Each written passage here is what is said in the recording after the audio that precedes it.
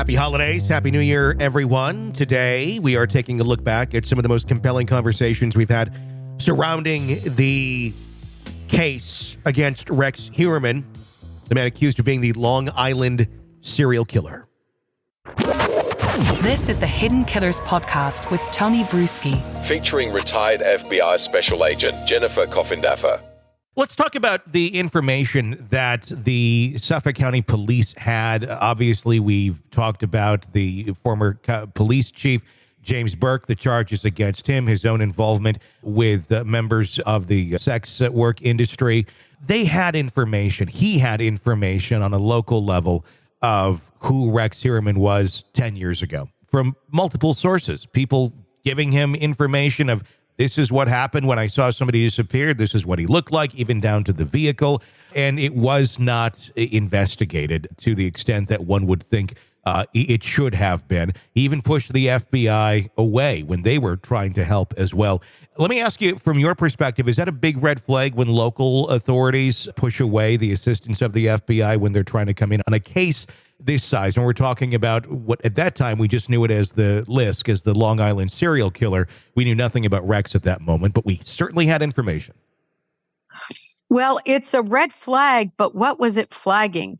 When I see something like that happens, it's usually because of one of two things. One is a complete, and this is more usual, breakdown in the investigative philosophy, complete breakdown in terms of where the locals think the case should go and where the FBI thinks the case should go. And I think that was a big part of the issue here.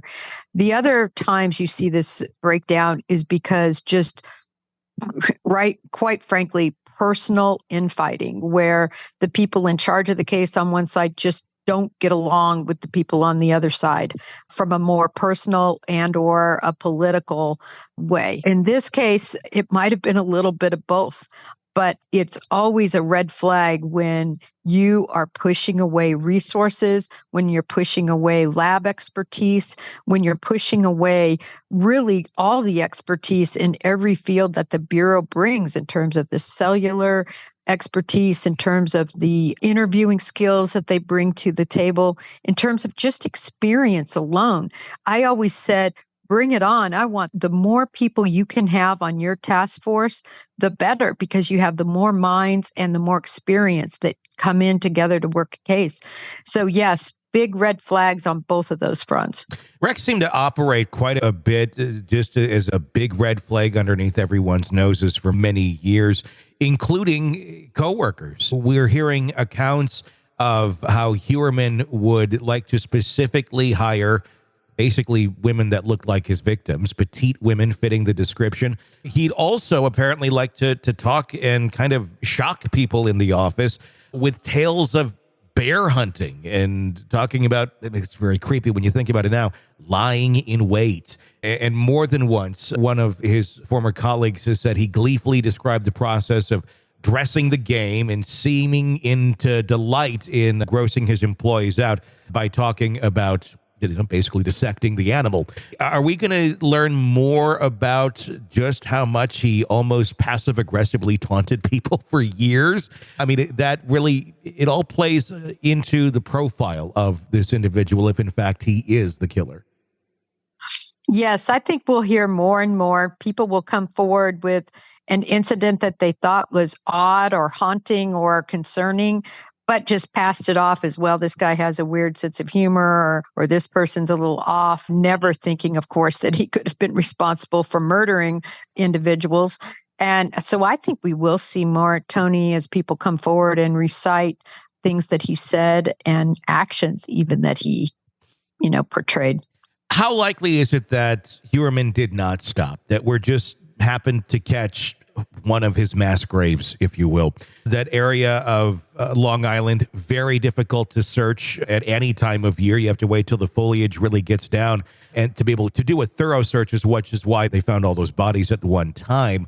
If this is someone who, I guess, packs graves in mass at one point in time in areas where it's not going to be found, how likely is this the only mass grave of Rex Heuermann in Long Island or anywhere for that matter? I would be surprised if there was the hiatus as people believe, or not is believed necessarily, but the evidence right now shows, right? Because we don't have any other mass grave, we don't have any other killings yet.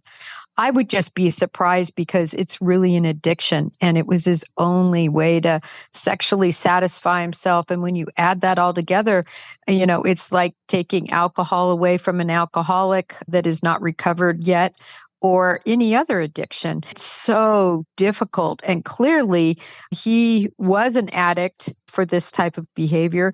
He was a serial killer, allegedly, I should say, if he's convicted of these crimes, a person like this, it's just so difficult for them to stop.